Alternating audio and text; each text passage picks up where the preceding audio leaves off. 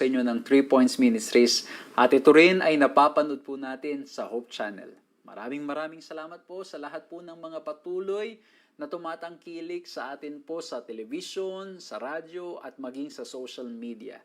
We praise the Lord that we can continue doing this. It's all because of the grace and mercy of our Lord and Savior Jesus Christ. Hindi po namin nakalain na magagawa po nating tuloy-tuloy ito. Maraming salamat po sa lahat po ng mga nagpe-pray, sa lahat po ng mga nagsosupport, sa lahat po ng mga tao na ginagamit ng ating Panginoong Diyos para nang sa ganun ang gawain po natin ay magpatuloy dito po sa ating ginagawang online ministry. At hindi lang po dito sa online, kundi maging sa mga face-to-face na mga ministries na ipinagkatiwala sa ating Panginoong Diyos. Maraming salamat sa mga kapatid, mga kaibigan na nagbubukas ng kanilang mga tahanan, nagbubukas ng kanilang mga puso, nagbubukas ng kanilang mga resources o nag-share ng kanilang resources para po nang sa ganun tuloy-tuloy tayong makapaglingkod. In fact, ngayon ay talaga po ang inyong lingkod has been busy going around, traveling to places. Maraming salamat po sa mga ginagamit ng ating Panginoong Diyos para po nang sa ganun mangyari ang lahat ng mga ito. Nawa po ang pagpapala ng Diyos ang patuloy niyong maranasan sa lahat ng oras at sa lahat ng panahon.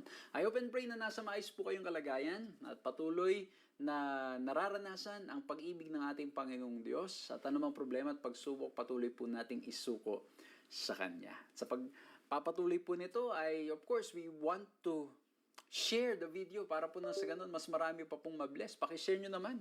Ano po itong pag-aaral natin sa mga nanonood sa social media, paki-share nyo sa kaibigan nyo, samahan nyo sa buhay, copy nyo yung link, isend ninyo kung kanino man, na tingin nyo po ay makikinabang ang pag-aaral na ito.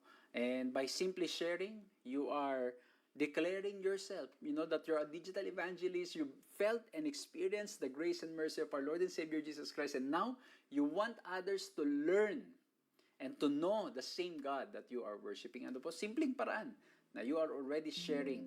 By just sharing the video ay maaari pong maging blessing po yan sa mga kaibigan nyo at mga mahal ninyo sa buhay. And I hope sa pagpapatuloy ng pag-aaral natin ay mabless po kayong lahat kung paano ang inyo pong likod ay nabibless as I myself, as I have been studying and really learning yung mga magagandang leksyon po mula dito. Simulan po natin ang ating pag-aaral sa pamamagitan ng isang panalangin. Ama po naming Diyos, dakila't makapangyarihan sa lahat. Maraming salamat po. Muli po kaming dinala sa dakong ito. Di man po kami magkakasama. Ngunit online, we can be together. Salamat po Lord na maaari po namin gamitin ang technology sa ganitong paraan. At tulungan niyo kami Panginoon na i-utilize ang advancement ng technology for the greater good at makilala po kayo para makilala kayo ng lubusan.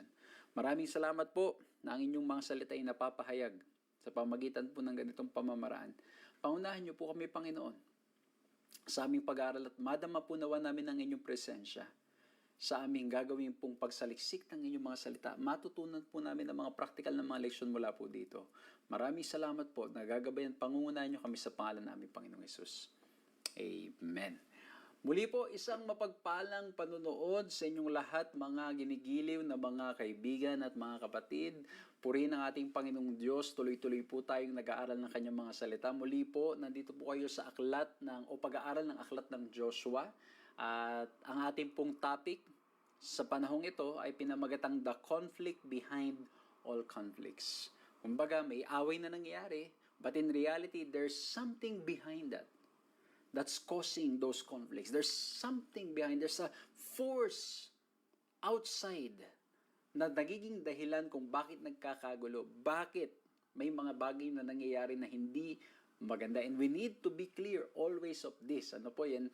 I think there was a time that we talk about the great controversy for 13 topics and we made emphasis doon po sa isa sa mga topics po natin doon na we need to be aware always na whatever is going around us, whatever is happening with us, there's this great controversy between God and Satan, and the business of Satan is to destroy the character of God in our hearts and in our minds. Ano po? So yan po. And again, ating pong key text, syempre matatagpuan pa rin sa aklat ng Joshua. At ang ating key text ngayon, nasa Joshua 10:14, ang sabi ganito, there has been no day like it before or since when the Lord heeded the voice of a man For the Lord fought for Israel. Ang gusto nating i-emphasize din yung the Lord fought for Israel, na ang Diyos is a warrior.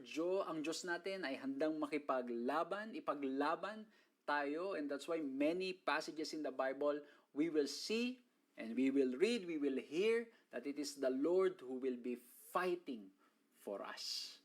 At alam niyo po, sa buong aklat ng Joshua, yung ideya ng conquest is common. I want to read this one. Ang sabi po, the idea that God was behind the conquest of Canaan pervades the book of Joshua. And it is expressed in the assertions of the narrator, in God's own words, in Joshua's addresses, by Rahab, by the spies, and by the people.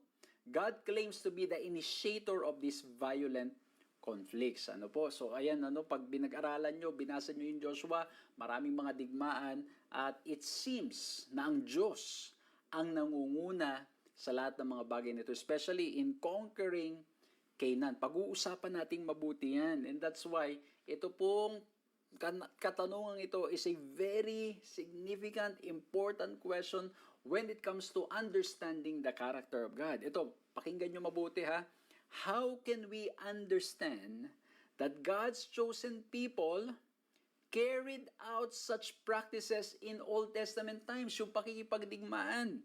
How is it possible to reconcile the image of a warlike God with His character of love na mababasa po natin sa Exodus 34:6, Psalms 86:15, Psalms 103 verse 8, and Psalms 104 at marami pa, without diluting the credibility and authority and historicity of the Old Testament? Kumbaga, paano natin masasabing tunay ngang siya'y Diyos ng pag-ibig na ang nakalagay sa banal na kasulatan, hindi lamang sa aklat ng Joshua, na ang Diyos ay nakipagdigma at inutusan ng bayan ng Israel para nang sa ganun digmain, puksain ang iba't ibang mga nations.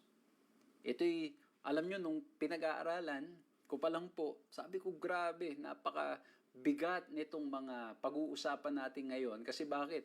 May mga maaring naging biktima ng digmaan. May mga nangyari na naging dahilan kung bakit nagka-problema at marami pang iba because of wars. And we can hear rumors of wars or even wars really happening around us.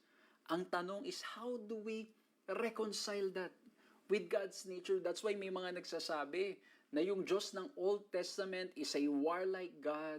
It's a God of justice, but the God of the New Testament is a God of love. But in reality, in all our series dito po, sa pag-aaral po natin dito, na lagi nyo po kaming kasama, lagi po naming ine-emphasize at lagi po naming idinidiin that God is a God of love, that we need to study and read the Old Testament and even the New Testament in the lens of God's love. At hindi lamang po yun, yung mga detalye ng mga pagkakasulat at mga detalye ng mga pangyayari, hindi natin completely alam. Kumbaga, pagdating mo sa New Testament, in a small span of time, napakaraming naisulat. But in the Old Testament, it's a huge, yung span of time is napakalaki, limited yung mga nakasulat sa Bible. And that's why sometimes pagbabasahin mo, parang ang bilis ng pangyayari, parang ang dating ay talagang napakasama o napaka-mapusok ng Diyos ng Old Testament. Hindi natin alam yung mga background that the Lord has been patient and loving so long. And that's why we want to deal with this question. Kasi lalo na nga po, sa aklat ng Joshua, ulit-ulit po nating makikita, mababasa, na ang Diyos ay nangunguna, o hindi lang nangunguna, He's the initiator nitong mga wars na mga nangyayari. And that's why we want to understand, we want to know from the Scripture in the lens of God's love. And as usual, I'll be sharing with you 3 points. Nawa po, maging madaling paraan para maunawaan, maintindihan, ma-share sa mga kaibigan at sa mga mahal sa buhay. And hopefully, God will speak to us as we study the lesson, and I invite you to go back to the lesson. Marami po mga detalye na hindi ko na po matatouch dahil po kulang tayo sa oras. Hindi sapat para i-discuss ko completely lahat. Kumbaga, halos 1 oras na nga itong programa, kulang pa rin. Kasi napaka-ganda nitong topic na ito. But I invite you to read.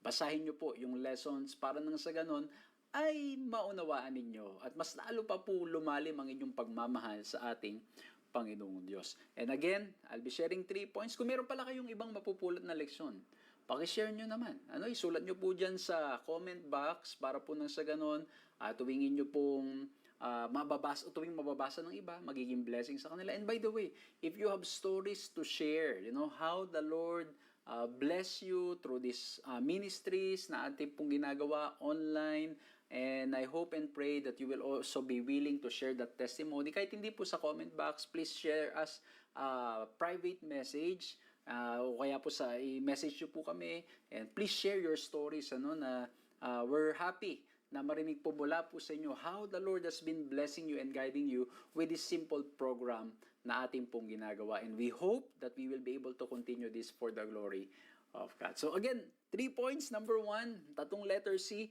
as we look at the conflict behind all conflicts. Dito po sa ating pag-aaral ngayon ng aklat ng Joshua, number 1, we need to look and we need to see our commander. Kumbaga kahit saan. Diba? Sa eroplano may piloto. Sa barko mayroong captain. Sa sakyan may driver. So merong nangunguna at maging sa mga digmaan at marami pang iba. And in reality, we are in a battle. We are in a battle. Maaring ang ilan sa atin, we are in a literal battle, or we are in a battle of life. Meron tayong mga problemang hinaharap. There is a need for us to be clear who is our commander.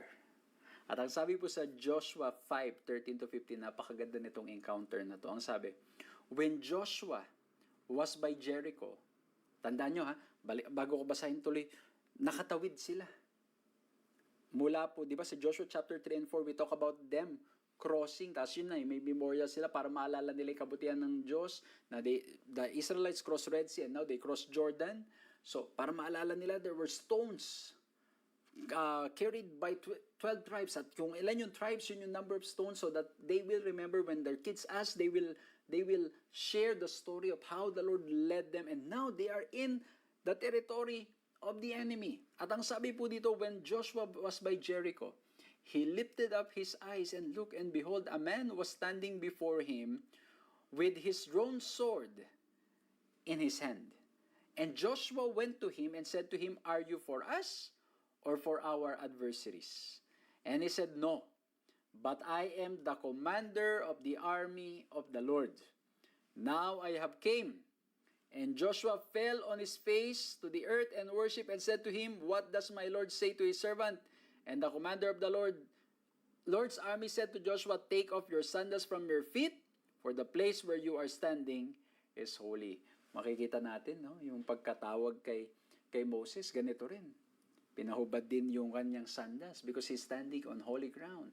And now, ganun din kay Joshua. He has this encounter now. Na-imagine nyo ba na si Moses ay kinikwento lamang kay Joshua, at tapos ngayon si Joshua, he is in the same position na mararanasan niya. Hindi ko po alam kung nagkaroon kayo ng ganyang karanasan. Ako naalala ko noon, yung may maririnig kang testimony, tapos tuwang-tuwa ka, praise the Lord, sabi mo, grabe naman na experience, napakabuti ng Panginoon. And then after a while, you will also experience it. Di ba nakaka-goosebumps, nakakabilib, mabibilib ka, mamamangha ka sa kabutihan at pagmamahal natin Panginoong Diyos, that He's allowing us to experience things na naririnig lang natin before. At makikita natin na tayo mismo, masasabi natin tunay ngang mabuti ang Diyos. Kaya nga, di ba, taste and see that the Lord is good. Yung ikaw na mismo yung makaranas, it has a powerful impact compared dun sa naririnig mo lang. Kumbaga sa pagkain, iba yung kinikwento lang sa'yo, iba yung natikman mo mismo at masasabi mong, oo nga, masarap nga, talaga. Alam po? So dito po, ang nangyari, ang tanong ni Joshua, para ka ba sa amin o para ka sa kalaban? At ang sagot ay no. Kasi bakit po? Hindi, yung kausap ni Joshua doesn't want to be labeled as for or against or yung kung ano yung definition lamang ni Joshua. Marahil in his mind, he has, this setup na ganito lang yung identification. Pero ang sabi niya, no, I'm more than that. I'm not against, I'm not for you, but ang point niya, I am the commander.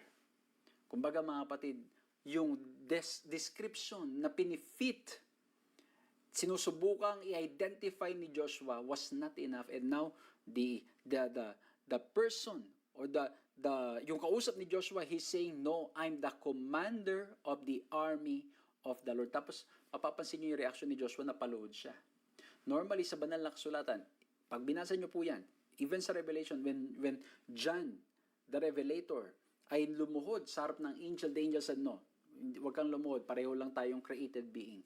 Pero dito po, hindi siya pinigilan, at ang sabi pa sa kanya, tanggalin mo yung sandal mo, where you're standing is holy. The same encounter ni Moses, it was God who instructed him to remove his sandals because he's standing sa holy ground.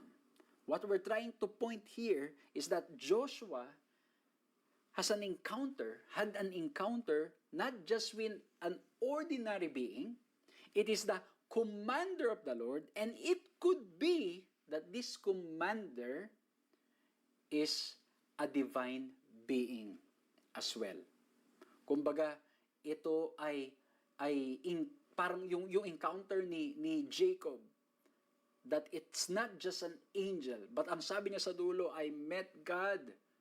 Kumbaga, nakipag-wrestle ako sa ating Panginoong Diyos. And that's why we can say, it could be that this is Christ, the commander of the army of the Lord. At alam nyo, ito ay unique sa Hebrew Bible. Basahin natin ito. Commander of the army of the Lord is unique in the Hebrew Bible. The combination of terms commander and host always refers to a military leader. The word host in Scripture can refer to military troops, to the angels, or to celestial bodies. And now, it's not just ordinary na angel, celestial bodies, he is the commander.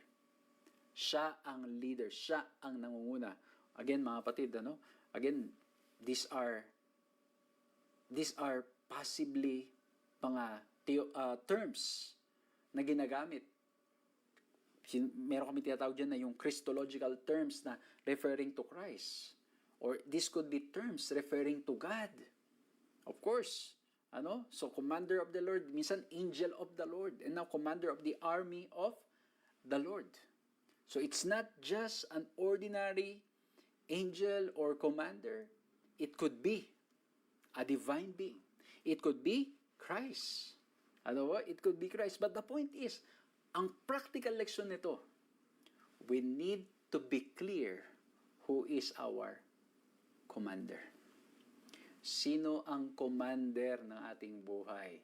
Aba, minsan pag may naririnig ako at nasasabing commander, ang sabi, nako, minsan pa nagbibiruan yung mga kalalakihan, sasabihin, sabi ni commander,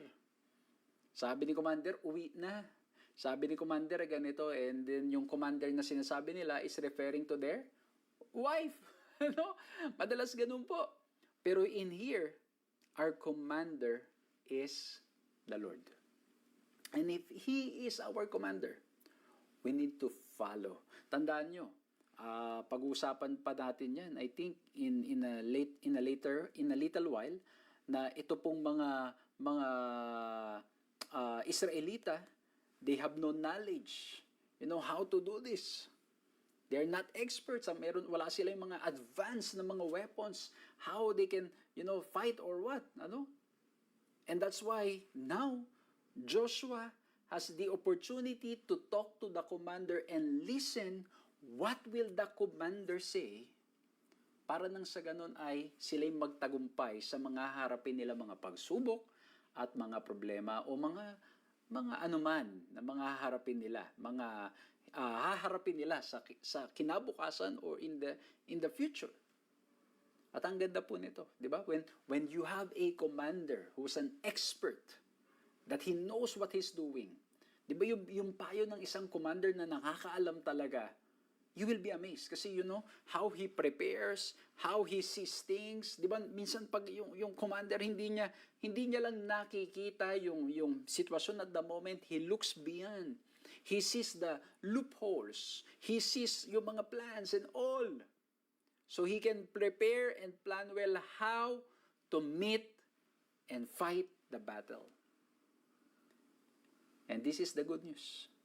If our commander is the Lord, He knows everything. He knows the best path. He knows the best way. He knows the best strategy. 'Di ba? Minsan sa mga meetings, minsan sa mga kahit sa mga church or kahit sa mga company, 'di ba, meron kang strategies. Yung maggagawa ng mga strategy, how to achieve yung goal ninyo. Gagawa kayo ng strategy para nang sa ganun, ma-prepare, makapaghanda kung paano haharapin. And in here, we have the best strategies because we have our commander, no other than God Himself. He is omnipotent, omniscient, omnipresent. Kaya, kung siyang commander natin, wala tayong dapat ipangamba. Ang tanong na lang ngayon, is He your commander? Siya ba ang leader po ninyo? Siya ba ang nangunguna sa buhay ninyo? Siya ba ang nangunguna sa aking buhay? Because if He's the commander, di ba, kahit sa militar, di ba, obey before you complain. Kaya lang, madalas, ang nangyayari ay puro complain before you obey. Pero dito po, if He's the commander, we need to trust.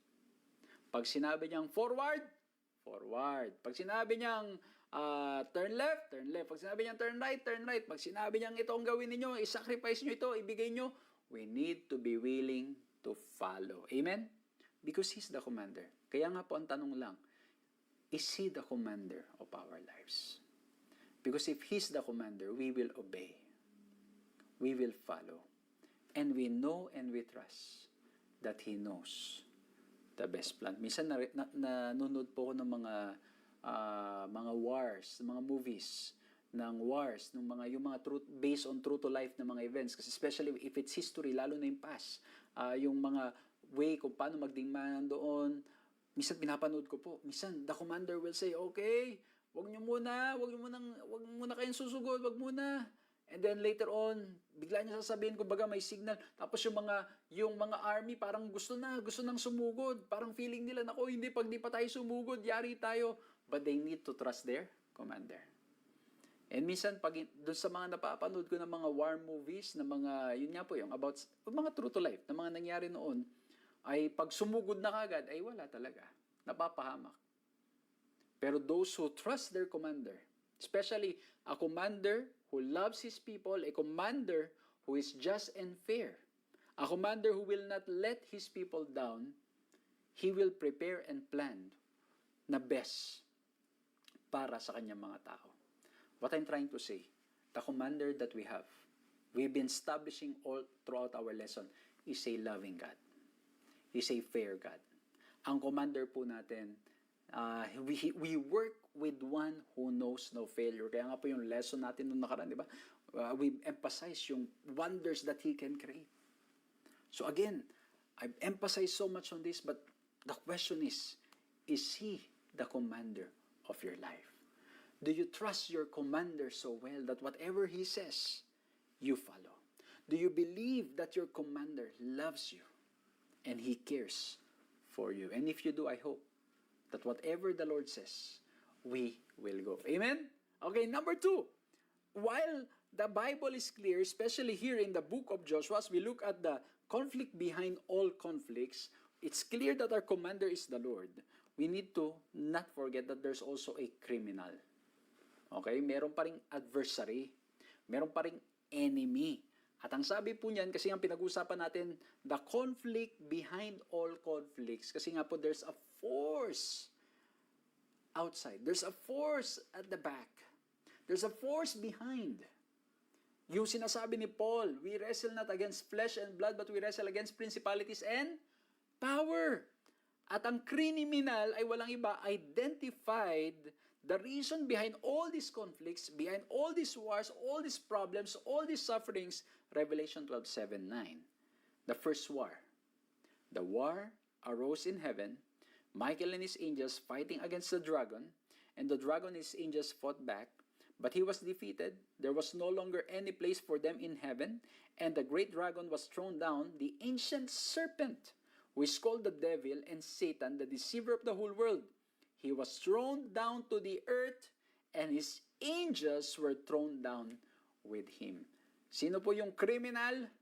Sino po yung enemy, the greatest enemy, the criminal of all criminals, the enemy of all enemies? Walang iba, kundi si Satan. Ito po yung war, first war, recorded in the Bible. May paglalaban na nangyayari. This is the great controversy between God and Satan. At ang nangyari po dyan, pagbabasahin at babalikan natin, may record po sa Isaiah chapter 14 and Ezekiel 28. At ipapaliwanag ko po ito dahil yung Isaiah 14 and Ezekiel 28 ay nagre-refer sa isang king during that time, but the way it is described in Isaiah 14 and Ezekiel 28, it is referring to someone even beyond doon po sa existing king of Babylon and king of Tyre sa Ezekiel 28. Bakit? Basahin natin ang sabi sa Isaiah 14:12-14. How you are fallen from heaven, O day star, son of dawn. How you are cut down to the ground, you who laid the nations low. You said in your heart, I will ascend to heaven. Above the stars of God, I will set my throne on high. I will sit on the mount of assembly in the far reaches of the earth.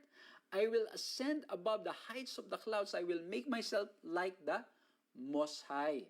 Ayan, no? So yung description po dito, again, the king of Babylon becomes a paradigm of rebellion, self-sufficiency, and pride. Pero yung words na mga ginamit dito ay nagre-refer walang iba kundi kay Satan. Kasi bakit po? Yung mga description na ginagamit dito is above and it's more than the king of Babylon. Kumbaga, yung pangyayari during that time, na yung king of Babylon, nung sinusulat ni Isaiah, it's also referring to someone who is really behind all these conflicts, all these problems na ating nararanasan. So again, ano po yung desire daw nitong heavenly being na ito? Ang sabi niya is, I will be like the Most High. Ako'y magiging gaya ng Diyos. O di ba yung sa King of Babylon, pag binasa natin ang Book of Daniel, somehow ganun din. Kasi bakit po, pag binasa nyo sa Daniel, di ba? Nung sinabi na ng Diyos na there will be another kingdom after you, ang ginawa niya, gold. Ginawa niyang gold lahat. Kasi bakit? He declares self-sufficiency and self-exaltation and that he's self-existent. No one can stop him. Ako lang.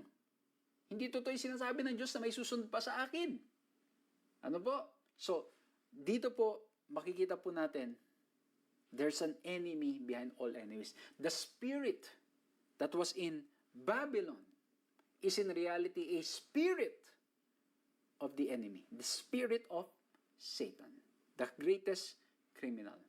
The spirit na gustong maging gaya ng Diyos, higit pa sa Diyos, or ayaw magpasakop sa ating Panginoong Diyos. So again, yung Babylon, King of Babylon, nagituloy siyang symbol talaga ng rebellion, self-sufficiency, and pride.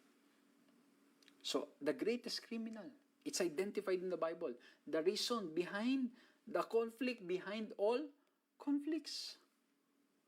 Yung war in heaven, the great controversy is also the reason why we are having these problems here in this world. Kasi bakit po? Satan is in the business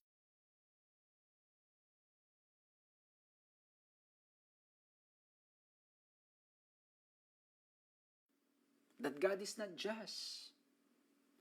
That God has favoritism. Yan po ang ginagawa ng kaaway sa atin. At maging yung mga worldly desires natin. Satan is pushing us to doubt the existence of God. Ganon din na nangyari sa Ezekiel. Tingnan niyo po ito sa Ezekiel 28:11-12. Moreover, the word of the Lord came to me, Son of man, raise a lamentation over the king of Tyre, and say to him, thus says the Lord, you were a signet of perfection, full of wisdom, and perfect in beauty. Tapos na-mention pa Eden later on, pagbabasahin niyo po ng tuloy-tuloy. Imagine mo, signet of perfection, full of wisdom, and perfect in beauty. Yung king of Tyre. And again, the descriptions being used refers to someone greater, a heavenly being, walang iba, kundi po si Lucifer, or Lux Pharaoh, light bearer. Then later on, because of sin, he became Satan. The king of Babylon is presented to have been in heaven at the throne of God in Isaiah 14:12-13, and the king of Tyre is said to have resided in Eden as a protective cherub on God's holy mountain. Kaya nga po we can say that although Isaiah and Ezekiel could have been touching yung topic about itong mga existing king, they are also connecting it to someone higher. The conflict behind conflicts or the reason behind all these problems. Kaya po napakahalaga talaga na makita po natin that in every trouble, there's an enemy behind. Kaya pala sa Bible na nakalagay, he's like a roaring lion na ang kanyang ginagawa at kanyang sinisikap na gawin ay, alam mo yun, roaring lion na naghahanap ng kanyang masisila. Na kanyang madidevour. Yung pag bumigay ka, yari ka na. Talo ka na. He's behind. And alam nyo mga kapatid, makikita po talaga natin pag pinag-aralan nyo po ang aklat ng Ephesians, we cannot win this battle on our own. Kaya nga sabi ni Paul, we wrestle not against flesh and blood, we wrestle against power and principalities. Hindi natin kaya sa ating mga sarili. Babagsak tayo. Kulang tayo, hindi sapat yung ating kakayanan, o hindi lang sa hindi sapat, walang kakayanan tayo laban sa kaaway. Kasi bakit? Alam niya kung saan tayo pipitikin, alam niya kung saan ang ating mga akilispat, alam niya kung saan tayo babagsak. And that's why what we can do, if there's the criminal, we need to go back to our commander. Kailangan magpasakop tayo sa ating commander. Kailangan magtiwala at maniwala tayo na ang Diyos ay hindi tayo papabayaan and He will fight this battle for us. Amen? Siya magigipaglaban sa atin. Kaya po alam nyo, sa bawat pagtatalo, sa bawat mga pangyayari, huwag natin kalimutan that there's a great controversy between God and Satan. And again, the main business of the enemy is to destroy the character of God. To start doubting His words. Magduda tayo sa mga pangako ng ating Panginoong Diyos. At pag nagsimula na tayong madala, na matukso, manghina, magduda sa pangako, sa mga salita ng ating Panginoong Diyos, at hindi lang yun, yung magsimula na tayong magduda sa karakter ng ating Panginoong Diyos, then the enemy is slowly winning the war. At lagi ko pong sinasabi, this criminal is very wise, very cunning, na kanyang ginagawa. Hindi niya tayo makuha sa problema, pwede niya tayong kunin sa pagpapala. Kaya dapat we need to be very careful.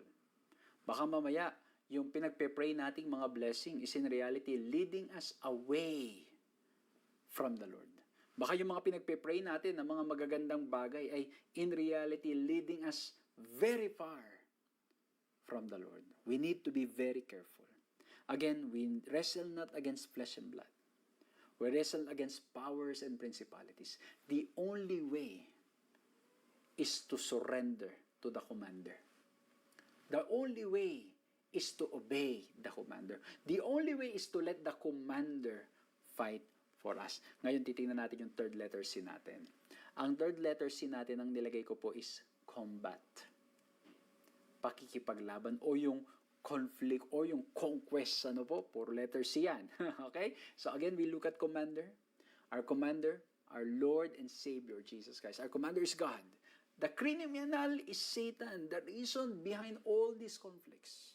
How it all started. Bakit tayo napasok sa ganitong klase ng mundo na punong-puno ng pagkakasala, pagkakamali, bakit may mga sakuna, bakit may mga problema, bakit may mga tao na, alam mo yun, na iniisip yung kanila lamang sarili, walang pakialam kung maapektuhan ng maraming mga tao, basta lang makuha yung gusto nila, para lang sa ganun ay ma-enjoy nila ng kanilang mga sarili.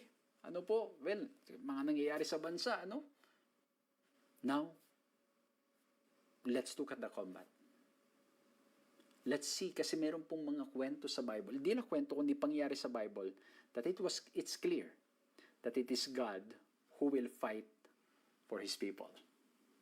And so, if the criminal is doing his best to destroy you, is doing his best and you feel that you cannot do it anymore, let the commander fight for you. Kaya maganda tingnan natin yung combat. Kasi bakit po? Pagbabalikan natin sa Exodus, ayan na fresh pa, katatapos ang new series natin nung Exodus. Remember po, the plagues.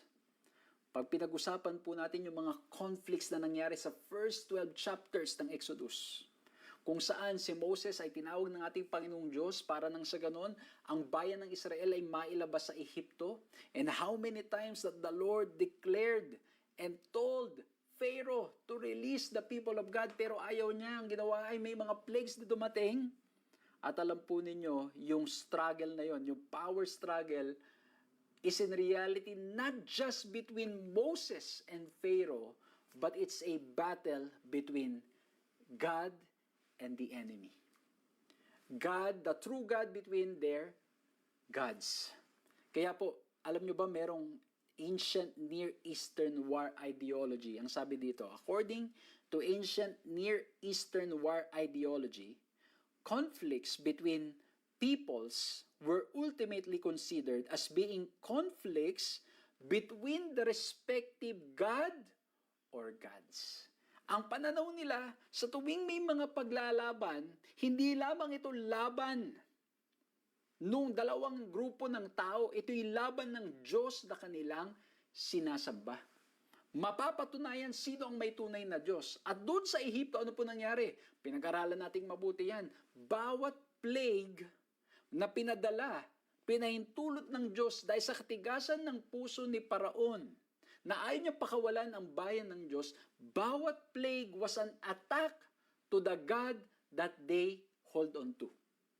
Di ba yung darkness, meron silang Diyos ng, yung mga Ehipto, meron silang Diyos sa liwanag, meron silang Diyos sa mga frogs, meron silang Diyos sa mga poultry, may Diyos sila sa agriculture, may Diyos sila sa river, ang dami nilang mga Diyos. Pinag-usapan natin lahat yan. At ano po ang nangyari sa bawat Diyos na yon? Talo. Kasi bakit? Ang tunay na Diyos ay walang iba kundi ang Diyos na pinapakilala ng banal na kasulatan. Talo ang lahat ng mga Diyos-Diyosan. And eventually, ano pong nangyari sa Exodus, hindi nagawang talunin ng mga Diyos-Diyosan yung sinasamba ng mga Ehipto ang tunay na Diyos. And pinakawalan. Pero later on, ano po nangyari kay Pharaoh? Sabi niya, hindi, mawawalan ako ng mga trabador. Wala nang gagawa nitong mga monuments and everything. Mga slaves. So they tried to habol, or they tried to go after them. At pagkatapos po, mababasa natin ito, napakaganda. Sa Exodus 14:13-14, Moses answered the people, "Do not be afraid. Stand firm, and you will see the deliverance the Lord will bring you today. The Egyptians you see today, you will never see again. The Lord will fight for you. You need only to be still." In this combat, in this battle, in this conquest, in this great controversy, the thing that we need to do is to be still and know that it is God who will fight for us. Amen? Ang Diyos sa langit, ang Diyos na ating pinupurit sinasamba, siya ang makikipaglaban sa atin. The intention of God, ang sabi doon, be still. Magtiwala lang kayo. At ako ang makikipaglaban sa inyo. And we saw that. Hindi hinarap ng mga Israelita ng bato o ng pana o ng espada ang Ehipto. It was God who fought for them. Ang Diyos ang nakipaglaban sa kanila at sila'y nagtagumpay hindi dahil meron silang ginawa, hindi dahil sila'y nakipaglaban, kundi dahil sila'y nagtiwala sa kapangyarihan at pagliligtas ng ating Panginoong Diyos. Kaya ang ganda na sinabi ni Ellen White, God did not design that they should gain the land of promise by warfare, but through submission and unqualified obedience to His commands. Ang goal is simple lang, magtiwala sa Diyos At hayaang ang Diyos ang makipagdigma. Hayaang ang Diyos ang makipaglaban para sa bawat isa sa atin. Gusto ko pong basahin ito. Napakaganda.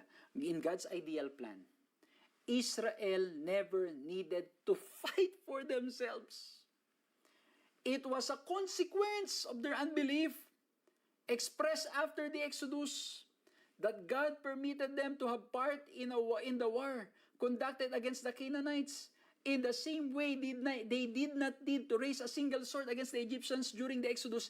It would have never been necessary for them to fight in conquering Canaan. Kung babasahin nyo sa Deuteronomy 7:17-19. Kung babalikan nyo ngayong aral natin sa Exodus, anong sabi ng Diyos doon? Ang gagawin ng Diyos so that the people in Canaan will live. Ang gagawin lang, ang Diyos ang bahala. Na sila'y matatakot, may ibang gagamitin ng Diyos, there's no need for them to fight. Ang kailangan ay magtiwala po sila. At ito, i-relate natin, kailangan magtiwala ka. Ako, magtiwala tayo sa ating Panginoong Diyos. But the problem most of the time, we want to take things in our hands.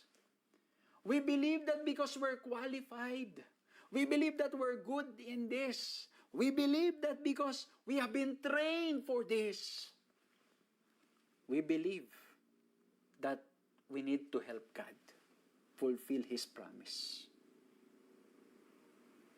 Grabe ang ganda nito.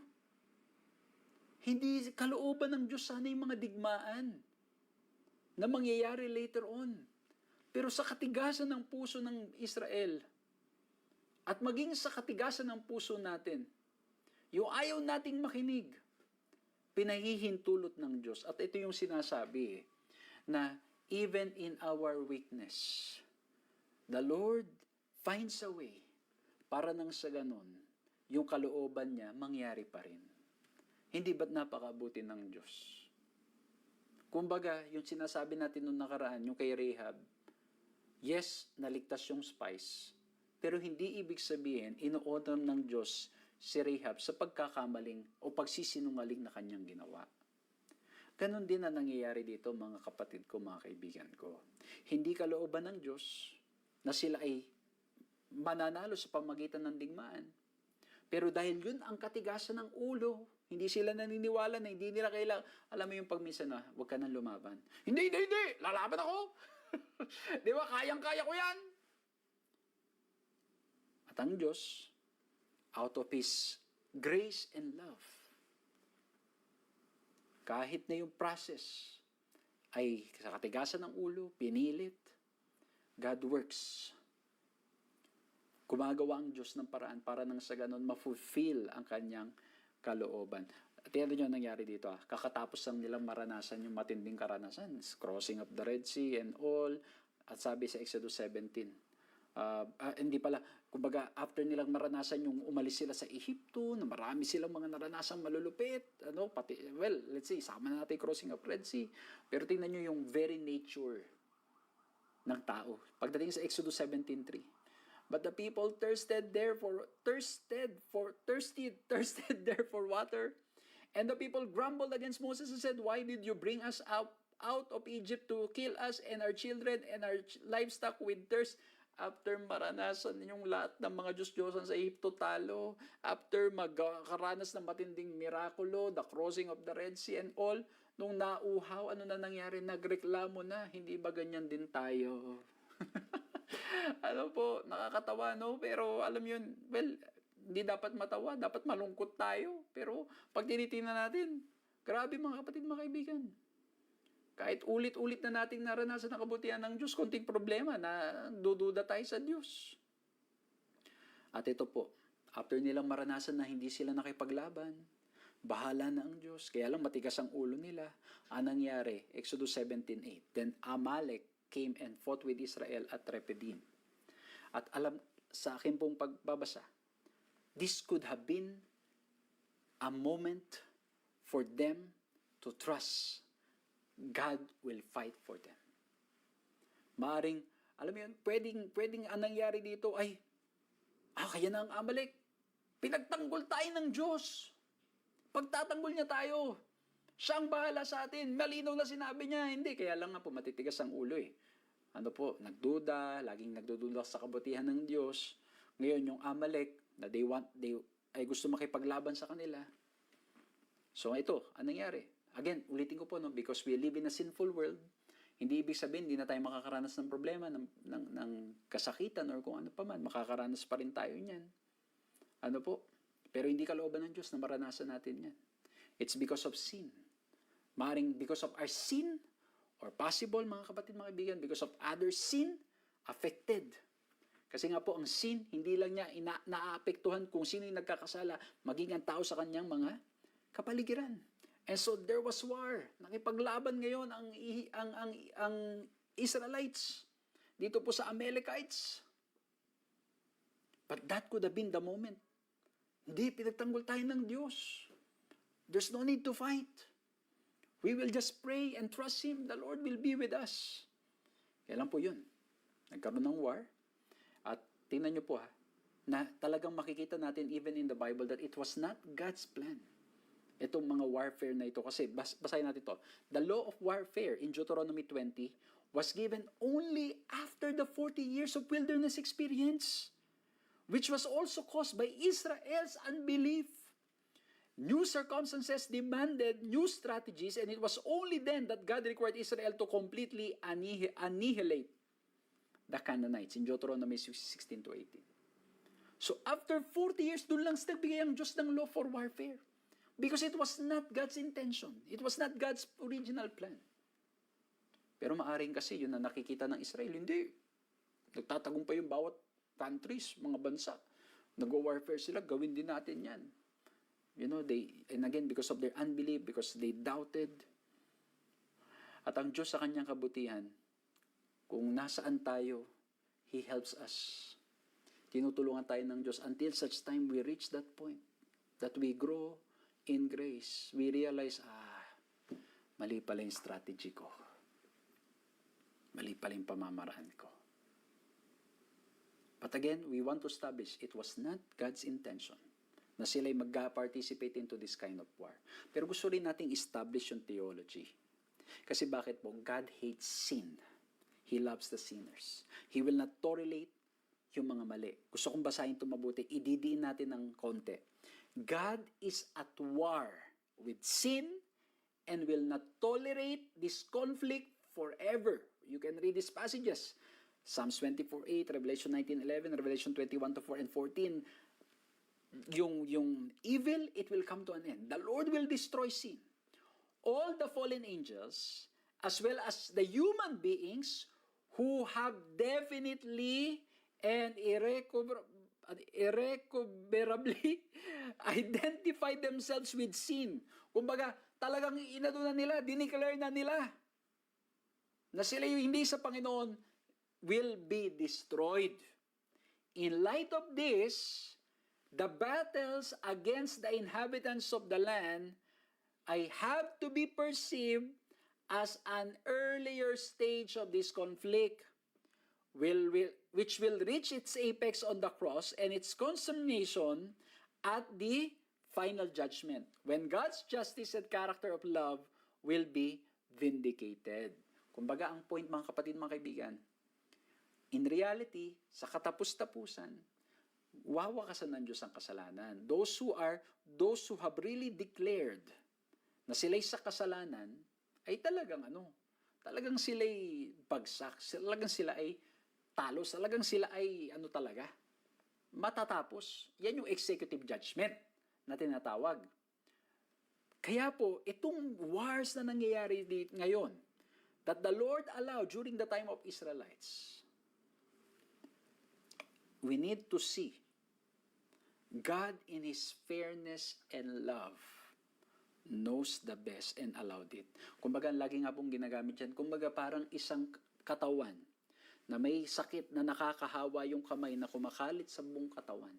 Ang kailangan gawin ng magulang ay putulin yung kamay ng kanyang anak. Pero hindi niya pinuputol out of joy, but out of tears. Knowing na yung pagputol ay magiging paraan para mailigtas yung kanyang anak. Yung pagputol ay paraan para nang sa ganon mailigtas. Patagin mga kapatid, this is not easy to accept for many. Especially if we do not know God so well. That is a God of love and God of justice. It's so hard na unawain po ito. That's why we need to continue to grow in Christ, and we need to understand that the nature of sin is bad.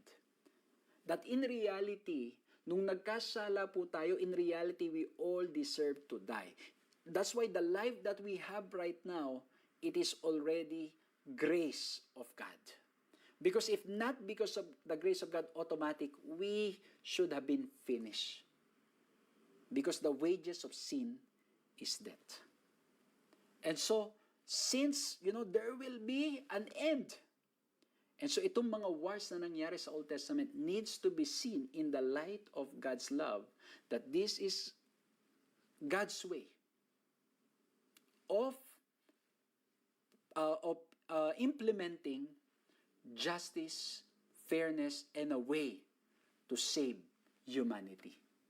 Again, mga kapatid, maaaring mahirap tanggapin, mahirap unawain, but we need to continue to grow in grace and to grow in love. Ito po, the concept of the total destruction of the Canaanites must be understood on the basis of the biblical worldview in which God is involved in a cosmic conflict with the exponents of evil in the universe. What is ultimately at stake are God's reputation and His character. Kasi nga po bakit yung character ng Diyos ang sinisira ng kaaway. And so we need to look at this in the lens of a loving God who's been loving so much, gracious so much. Pero makikita po natin na that He is not just a God of grace and mercy. He's a God of justice and a God of truth. He's the balance of it. That's why He hates sin. Kaya nga po, even yung enemy, yung si Satan, will be destroyed by fire. But it was not prepared for the people. It's prepared for Satan. But there will be people there. Why? Because they have declared na sila ay hindi sa Diyos. And so, mga kapatid, mga kaibigan, I hope and pray that this simple study ay maaaring mahirap intindihan, but it's God who will fight for us. The wars na nangyari po noon needs to be seen in light of the biblical perspective that God hates sin. He's at war with sin, and in His kindness, loving kindness, in His fairness, and in His justice, He allowed this war. Lovingly allowed. So, for the betterment of humanity. But it was not God's intention for Israel to fight. God's plan was not that. God's plan was, alam mo yun, there's no need for them to fight. And even though pinahintulot na ng Diyos yung mga wars and all of that, they are always reminded in Joshua 10:8. And the Lord said to Joshua, "Do not fear them, for I have given them into your hands, not a man of them shall stand before you." Pinaalalahanan sila lagi na ang paraan lamang para magtagumpay ay magtiwala kayo sa akin. And alam niyo mga kapatid, naisip ko, hindi kaya the plan of God, because pinahintulutan ng Diyos yung they want to go to war, and then now, later on, it is God who is telling them, go to war, and the Lord use it para nang sa ganun, i-implement yung kanyang fairness and love and discipline for the whole world. At ang nangyari po later on, it should have been an experience wherein they will realize later on. At mababasa natin maraming instances sa banal na kasulatan na there's no need to fight.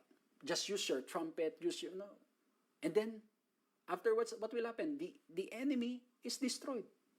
And it is God who fought, not the Israelites themselves. So again, number 1, we look at the commander. Number 2, we look at the criminal. And number 3, we look at the combat. Let God fight for you. Nawa po na bless kayo. Let's bow our heads and let's pray. Maraming salamat po, Panginoon, sa aming napag-aralang ito. Tulungan niyo po kami, Panginoon. Minsan, napakahirap pa rin pong intindihin. Nahirapan po kaming makita ang inyong pag-ibig sa mga nababasa po naming mga wars and all. But Lord, tulungan niyo po kaming makita ang higher perspective po, that you know what is best. You see everything, that you in your fairness, in your overflowing love and grace, you hate sin, and those who have declared that they do not want you anymore, And out of your loving grace, out of your graciousness, Lord, you have allowed things to happen. You have fought for the Israelites because, Lord, you know what is best. It's like cutting a part of the body para lang nang sa ganun mailigtas ang buong ang anak ninyo. Lord, mahirap pong intindihin, but help us to know you more. Help us na lalo pa pong makilala kayo. Salamat po sa kabutihan ninyo. Help us, Lord, to always trust that you are our commander. Help us, Lord, na magtiwala that this is your fight, not our fight. Help us, Lord, to trust you more and more. In Jesus' name we pray. Amen. Maraming salamat po sa inyong ginawang pagsama sa ating programang ito at nawa po'y na-bless kayo at nawa po'y nakinabang kayo at nawa po'y patuloy nating makilala ang ating Panginoong Diyos. Magkita-kita po tayong muli sa susunod na pag-aaral.